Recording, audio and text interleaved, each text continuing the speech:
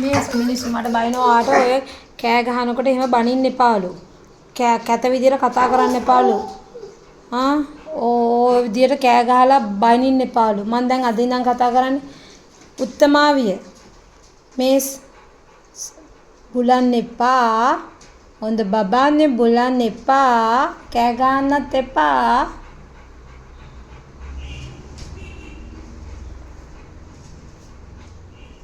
තල්ල ගොයා අල්ලන්න එපා.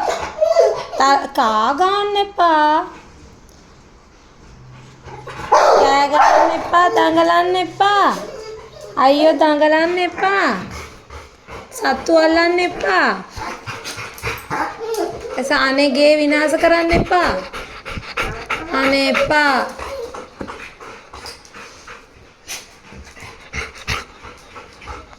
හොඳ ළමයානේ. අනේ කියන දේ අහන්නකෝ.